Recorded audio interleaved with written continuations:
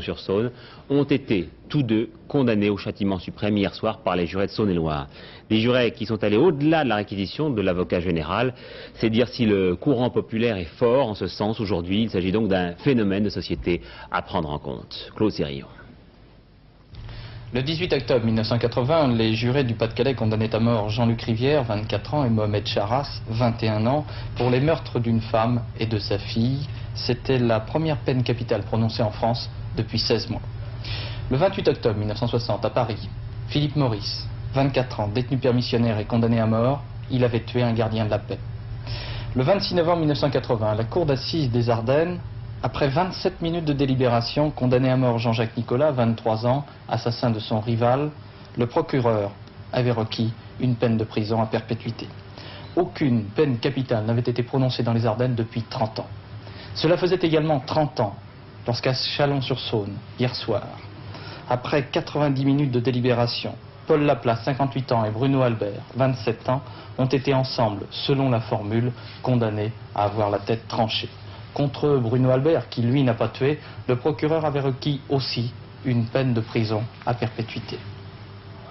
6 condamnés à mort attendent désormais dans les prisons françaises une décision de cassation ou bien la grâce présidentielle. Il faut remonter à 1955 si l'on met à part les faits relatifs à la guerre d'Algérie pour compter plus de condamnés à mort en France. On a tout dit, tout écrit sur la peine de mort. Aujourd'hui, des sondages viennent conforter les partisans de la guillotine. Seule en Europe, la France maintient en tête, au sommet de son code pénal, la peine de mort. Or, chaque semaine, selon qu'il s'agit du nord ou du sud, d'une grande ville ou bien d'une province, indifféremment, les jurés usent ou non de leur droit capital. Pour un assassinat, un meurtre avec préméditation, ici l'accusé fera 15 ans, un peu plus loin, ce sera la peine de mort. Terrible loterie de la géographie judiciaire qu'entretient l'existence de cette peine capitale. Oui, il faut peut-être un petit peu relativiser tout ce qu'on dit en France en ce moment sur l'insécurité de manière générale aujourd'hui.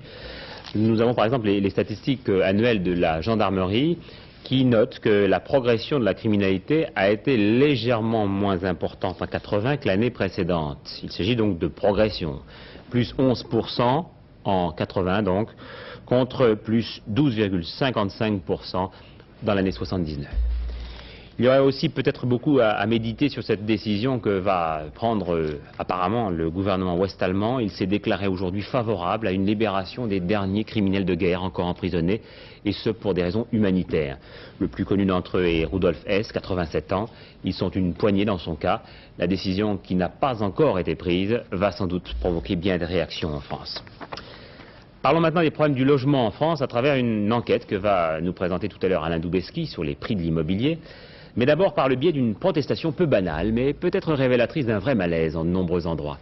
La protestation d'un maire et d'une quinzaine d'habitants de la commune de Machezal, dans la Loire, qui ont envahi hier l'audience décriée du tribunal de grande instance de Roanne. Trop de maisons de notre village, disent-ils, sont acquises comme résidences secondaires. Les prix de vente augmentent en conséquence et les jeunes de chez nous ne peuvent pas les acheter.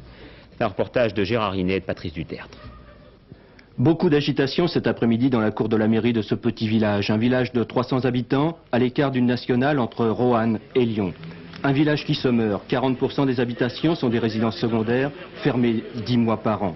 Et puis surtout, les jeunes du village ne peuvent acquérir les maisons vendues. Les prix sont trop élevés. C'est la maison que je voulais acheter là derrière moi. C'est une maison qui a été mise en vente aux enchères. Et je suis parti à la vente au prix de 25 000 francs. Et j'étais le seul acquéreur dessus. Et puis, comme toutes les ventes, il y a une surenchère de 10 jours. Et il y a une agence immobilière qui s'est mise dessus. Et puis, à la sortie, à la deuxième vente, je ne l'ai pas eu. Vous habitiez le village? J'habite le village, je veux rester au village. Je suis un des jeunes du village, quoi. Une situation qui n'est pas nouvelle à Marchezal. Il s'est vendu ici depuis 2 ans une dizaine de maisons, toutes acquises comme résidences secondaires, souvent au double de leur valeur. Et bien rares sont les jeunes qui peuvent vivre et travailler au pays. On a eu des difficultés pour installer un atelier à trouver du terrain. Le terrain est très difficile, personne ne veut le lâcher comme on dit. Ensuite, on n'a pas trouvé facilement des logements pour à louer, quoi. Mais si on avait voulu acheter, c'était exactement le même problème. Donc on peut dire que tout reste bloqué par le fait de gens qui viennent en vacances et aussi par le fait d'un certain conservatisme qui fait que les gens qui ont déjà une propriété de famille ici, même s'ils ne l'habitent pas, ils la gardent. Alors les 3/4 de la population, le maire en tête, ont voulu protester contre ce fait et dénoncer la surenchère des agents immobiliers.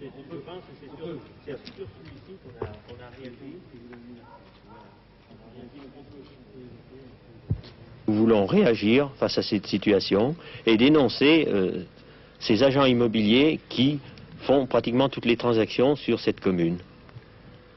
Mais est-ce que vous pouvez empêcher les gens de vendre ici? Vous ne pouvez pas les empêcher? Non, nous ne voulons pas empêcher les gens de vendre. Il faut bien que les maisons se vendent. Nous ne sommes pas contre les ventes. Nous pouvons quand même dénoncer les ventes aux enchères. Nous avons vu des prix multipliés par 2, 3. Ici dans la commune? Voilà. Des vendeurs, nous n'en avons rencontré aucun. Ils ont quitté le pays depuis bien longtemps. Mais partout dans ce village, nous avons rencontré cette même détermination. Notre village ne veut pas mourir. Alors c'est vrai que ces problèmes du logement ont pris une place prépondérante dans les préoccupations du moment chez les Français.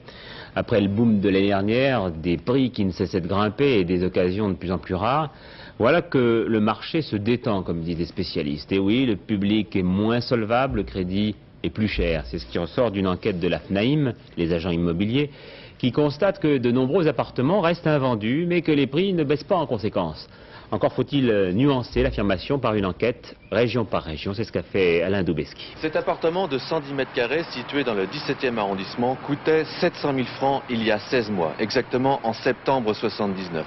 Aujourd'hui, il est proposé 900 000 francs, soit une augmentation de plus de 28%. À cela, rien d'exceptionnel, affirme la FFPIC, Fédération française des professionnels immobiliers commerciaux. En effet, d'une étude récente effectuée par ces services, il ressort que l'augmentation moyenne du prix des logements à Paris et en Ile-de-France a été de 28,7% en 16 mois, avec cependant une très légère baisse depuis quelques temps. C'est tout au moins ce qu'affirme la FFPIC. Ce que nous remarquons et qui est très intéressant actuellement, c'est le phénomène qui se produit depuis 2 mois. C'est une légère régression des prix au mètre carré. Nous sommes en régression, 0,40%, c'est très peu en novembre, mais 1% déjà en décembre. Nous fait descendre cet indice. On peut dire quand même que les associations de consommateurs ont joué un grand rôle, à savoir qu'elles informent de plus en plus le public et que le public connaît ses possibilités et en fonction de ses possibilités, sait orienter son acquisition. Alors je crois que ces deux phénomènes font l'information d'une part et la régulation du marché font que les prix ont tendance à se ou stabiliser ou même éventuellement descendre. Pour affirmer cela, la FFPIC se base sur ses propres statistiques. Les prix de vente demandés par les propriétaires de 2400 logements à Paris et 10 000 en Ile-de-France ont été passés au peigne fin et analysés par ordinateur. Mais, disent les autres professionnels, cette méthode manque de rigueur. Ils ajoutent, si les prix demandés baissent d'un mois sur l'autre, c'est peut-être parce que, à l'origine, ils étaient trop élevés. Les vendeurs peu à peu limitent leurs exigences, ce qui ne veut pas dire que le prix final de vente soit en baisse par rapport à la cote précédente. Ces statistiques concernent les logements anciens à Paris et en région parisienne uniquement. Pour en savoir plus, nous avons fait le tour de France des notaires. Voici ce qui nous a été communiqué. Lille, par exemple. Le volume des ventes a baissé de 20 à 25% en 2 ans et malgré cela, les prix ont augmenté de 35% pendant la même période. Caen. On nous signale une baisse de 50%, pas des prix, mais du nombre des ventes par rapport à l'an dernier, et cela sans baisse des prix. Bordeaux, pour les professionnels, c'est le marasme. Ralentissement des ventes de 40%, et si les prix ne grimpent plus aussi vite, ils ne baissent pas. Toulouse, on explique le ralentissement des transactions, moins 10% environ, par la cherté du crédit. Là non plus, les prix ne baissent pas. Lyon, enfin, les prix ont flambé pendant 1 an et demi. Aujourd'hui, ils se calment sans diminuer pour autant. Si le marché de l'ancien est en nette régression, celui du neuf est en chute libre. Moins 80% des transactions à Paris, moins 53% en Ile-de-France au cours du 3e trimestre 80 par rapport à la même période de 79. Alors, les prix du neuf pourraient-ils baisser ou se stabiliser? Ce serait logique. Question naïve, mais on ne sait jamais. Je ne pense pas parce que les facteurs de hausse demeurent. Les charges foncières demeurent, sont toujours orientées à la hausse. Les coûts de construction sont également orientés à la hausse. Les programmes de logement neuf se vendent moins rapidement, ce qui fait que les charges foncières continuent à augmenter, surtout avec les taux de crédit actuels, ce qui fait que tout concourt en fait à ce que les prix des logements neufs continuent à augmenter. La FNAIM, Fédération nationale des agences immobiliers, doit publier courant février une note de conjoncture concernant le prix des logements. En avant-première, le directeur du groupe Conjoncture de la FNAIM nous communique les premiers éléments de l'enquête effectuée à travers toute la France. L'élan n'est pas donné pour une baisse, disons que maintenant les vendeurs prennent conscience de la valeur de leur appartement, ont compris qu'ils avaient demandé beaucoup trop et je pense qu'à l'heure actuelle nous allons voir une augmentation qui devrait se situer aux alentours de 0,50 à 1% par mois. À intervalles réguliers et pour des raisons liées à la conjoncture politique ou économique, les prix des logements se sont emballés en 1963, 68, 74, 78. Alors, ralentissement de la hausse, nous sommes peut-être dans le creux de la vague, mais force est de constater que la marée, elle, est montante. Mécontentement des marailleurs bretons, nous en parlons justement à la suite des mesures sur la pêche décidées hier en Conseil des ministres. Ils ne veulent pas que leur criée soit ouverte à des non-professionnels. Et à ce sujet, le ministère des Transports vient de faire savoir que l'information selon laquelle justement le gouvernement aurait décidé la suppression du monopole du maraillage ne correspondait pas à la réalité. Les armateurs, de leur côté, font des réserves et la CFDT a eu, disons, une réaction mitigée. Certaines mesures sont positives, dit-elle, mais il manque un volet social. Manu France, le chasseur français, va être repris par le groupe Fer et Savinel de Roubaix, spécialisé dans la promotion immobilière. On savait déjà que dans le plan tapis, la vente par correspondance serait reprise par la société Movitex. Et puis, un entretien à Sérac-Bergeron. Aujourd'hui, on a parlé, bien sûr, de travail, de réduction de temps de travail, mais rien de neuf pour l'instant. À l'étranger, eh bien l'information numéro 1 ce soir, c'est la démission inattendue du Premier ministre espagnol Adolfo Suárez. Nous le voyons annoncé ici même, cette démission. Il pourrait être remplacé par l'actuel ministre de la Défense. Depuis plusieurs semaines, les militaires lui reprochaient un certain nombre d'hésitations. Et c'est pourtant l'homme qui, avec Juan Carlos, restera dans l'histoire comme celui qui a su ménager, disons, une douce transition, une transition sans heurts entre le franquisme et la démocratie. Bernard Rapp. Choisi par Juan Carlos, qui lui a réaffirmé à plusieurs reprises sa confiance, c'est donc Adolfo Suárez qui doit assumer la lourde responsabilité de ramener l'Espagne sur la voie de la démocratie. Paradoxe pour un ancien ministre du général Franco. Pourtant, ce technocrate éclairé s'impose rapidement grâce à une politique de petits pas. Il réussit le tour de force de bâtir une démocratie parlementaire à partir de l'arsenal juridique franquiste, se conciliant ainsi l'opposition et les conservateurs. Mais la lune de miel va vite cesser et un sondage récent révèle que la cote du Premier ministre est au plus bas. La gauche lui reproche de gouverner de façon autoritaire et surtout les ultra-franquistes d'être trop mous avec les terroristes. Dans le même temps, Adolfo Suárez doit faire face à une situation économique de plus en plus difficile, autant de facteurs qui expliquent que ces derniers mois, le chef du gouvernement espagnol a dû faire face à une fronde grandissante au sein de son propre parti. La veille de la parade des otages dans Broadway, c'est la télévision iranienne qui a diffusé l'interview de 13 d'entre eux, peu de temps avant leur départ de Téhéran. Ceux-là ont déclaré ne pas avoir été soumis à des tortures physiques ou à des lavages de cerveau. Pourtant, l'écho de celui qu'a rencontré Jacques Segui aujourd'hui à Washington et qui s'exprime dans un bon français est, vous allez le voir, légèrement différent. On peut parler de torture, je ne sais pas le mot en français, en anglais, relative, c'est relative. Relatif. Relativement. Oui, ils ont fait des choses à moi et à les autres. Mais, à vous, par exemple quoi? Ils m'ont frappé, ils m'ont laissé dans une chambre qui était bien froide. Il y a beaucoup de choses, mais ce n'était jamais une chose, quand nous parlons de torture, de l'électricité ou quelque chose comme ça. Non, ce n'était pas comme ça. Non, dans les derniers mois, c'était une torture mentale. Hein, de ne jamais savoir ce qui passait avec notre famille, avec notre pays, avec le monde. Vous pensez plutôt que c'est Reagan que Carter qui vous a permis d'être libéré? Non, je crois vraiment que c'était une combinaison de les deux. Je crois que, combinaison des deux. Oui, je crois que M. Carter a fait tout ce qu'il pouvait faire dans les circonstances et je crois que aussi les Iraniens vraiment avaient peur de traiter avec M. Reagan. et avec bon cause, je crois. Vous avez été étonné de l'accueil que vient de vous faire le public américain. Vous vous attendiez à ça? Vous Non. attendiez à ça? C'est une chose incroyable. C'est une chose vraiment incroyable. Et moi et tous mes collègues sont... Oui, je crois que ça se lit sur son visage. C'est dans ce contexte de patriotisme retrouvé, et même on peut le dire de triomphalisme, que le général Haig s'est exprimé hier sans ambiguïté. On sent nettement aujourd'hui à Washington la naissance d'une autre Amérique. Regardez, juste à titre documentaire, les faces qui entourent la visite pourtant secondaire du numéro 1 jamaïcain à la Maison-Blanche. Eh bien, je crois que ces clairons sont symboliques. Des clairons qu'a embouché à sa manière le nouveau secrétaire d'État à la Défense, en critiquant vigoureusement le terrorisme international, en faisant comprendre qu'il allait prendre la place des droits de l'homme dans les préoccupations du gouvernement américain. L'analyse de Paul Naum.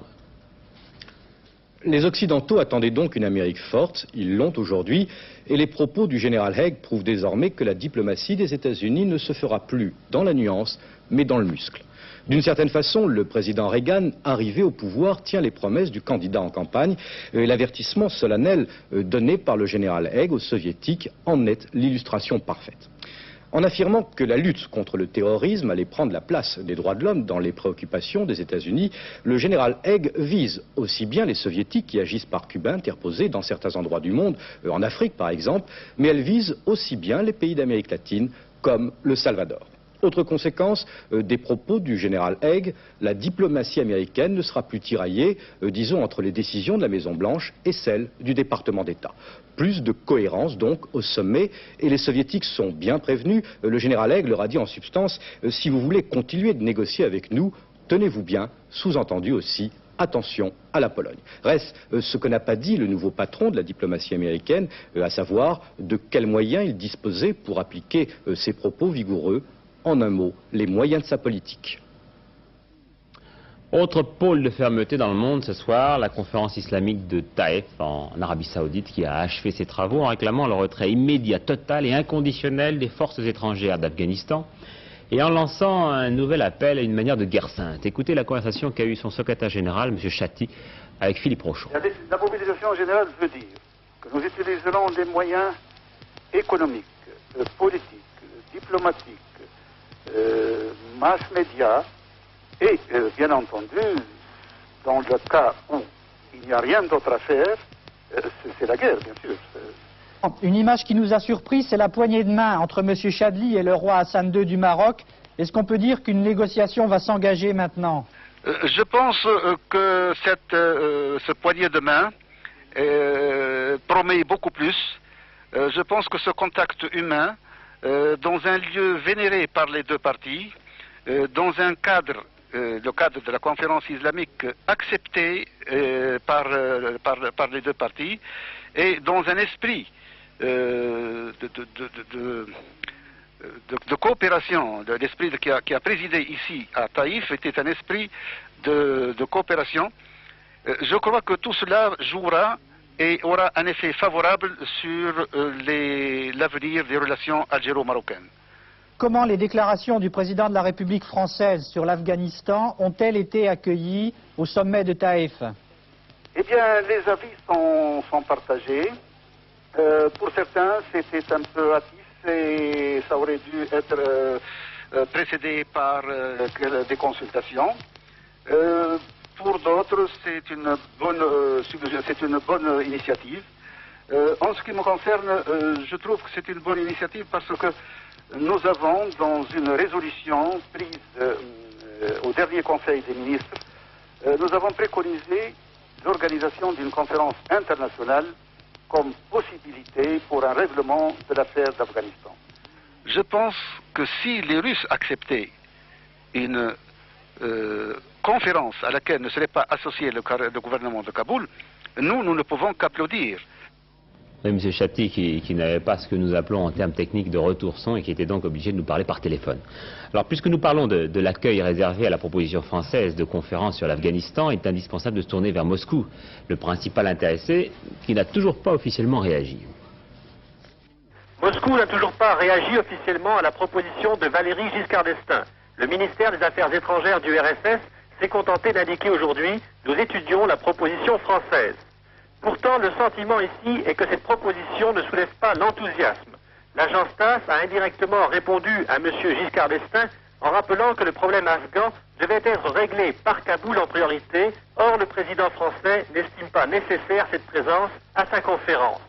Ensuite, l'agence TASS pose un préalable à toute discussion, la reconnaissance de l'actuel gouvernement afghan, c'est-à-dire l'acceptation du fait accompli. Moscou refusera donc, apparemment, de s'asseoir à une table de négociation où l'URSS risque d'être l'accusé. Elle veut bien parler des ingérences, mais des ingérences impérialistes, pas des autres.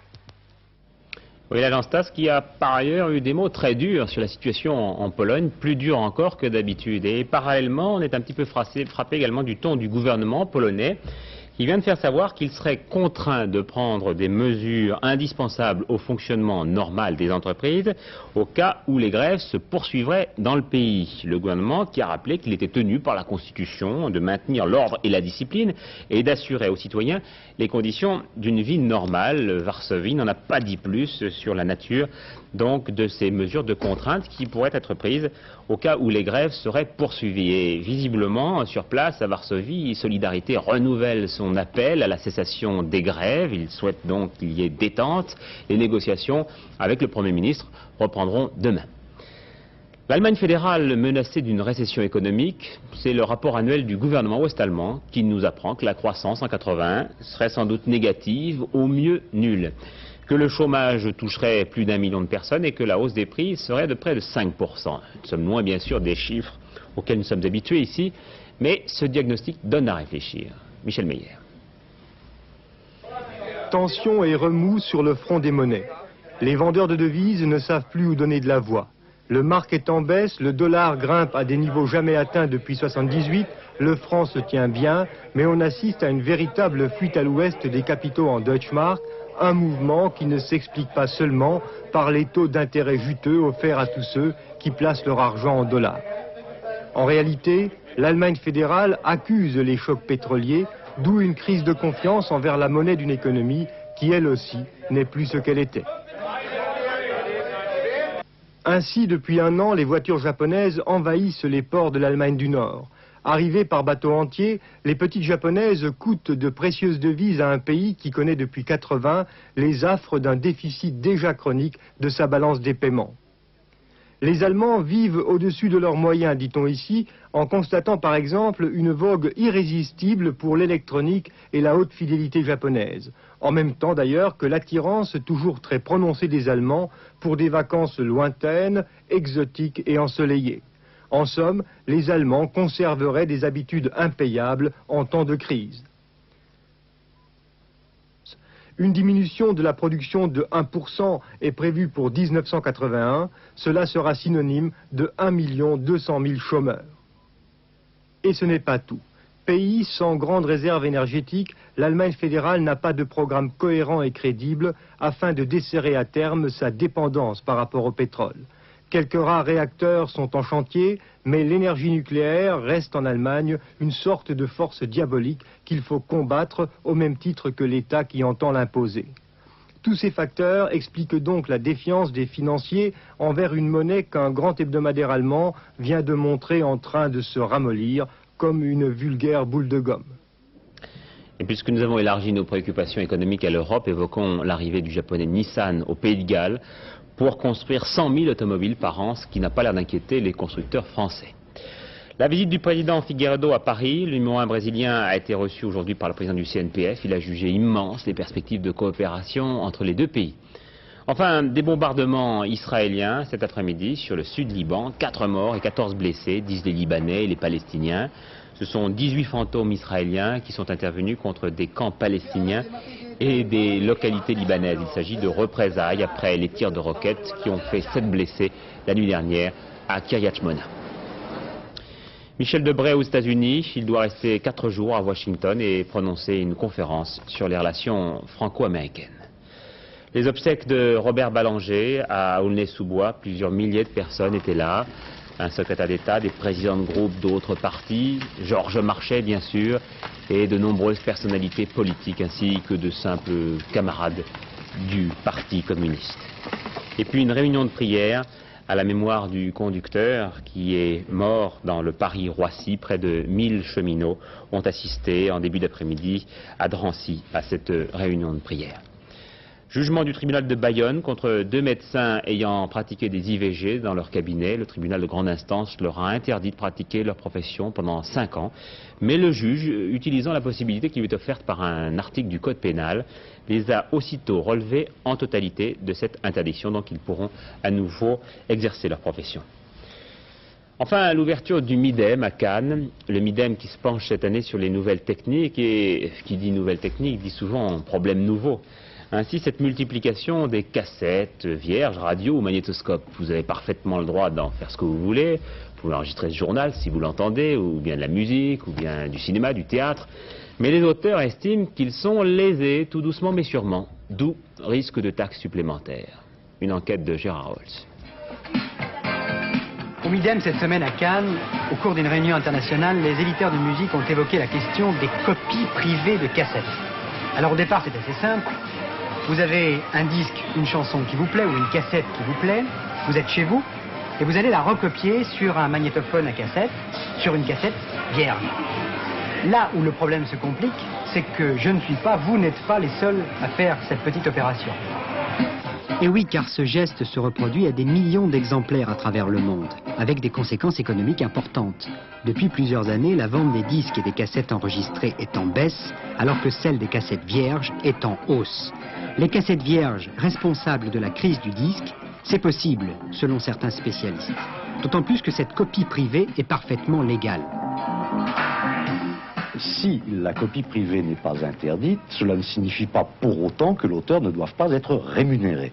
Et cette rémunération, qui n'est pas inscrite dans la loi de 57 sur le droit d'auteur, est par contre inscrite dans un texte postérieur qui est la Convention de Berne, qui est une convention internationale ratifiée par la France. Actuellement, les droits d'auteur sur un disque sont de 8% sur le prix de vente au détail de ce disque, étant entendu que ce 8% est partagé entre les différents créateurs des œuvres qui sont sur le disque. Et les auteurs voudraient quoi pour l'avenir, pour les cassettes? Eh bien, actuellement, ce que souhaitent les auteurs, c'est de combler, de voir le Parlement combler ce vide juridique dont je vous parlais, c'est-à-dire que pour qu'il y ait une adéquation, pour que le fait et le droit puissent concorder, que les auteurs soient autorisés par la loi à percevoir cette rémunération auprès des fabricants et des importateurs de bandes de cassettes vierges.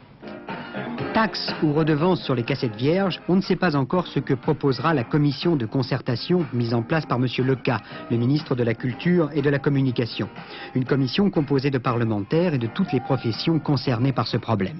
Elle a déjà jugé qu'il y avait préjudice. On saura avant le 31 mars comment il sera réparé. Et surtout si le prix des cassettes vierges augmentera. D'ici là, et avant qu'une loi n'intervienne, soyez un mélomane averti, à vos cassettes!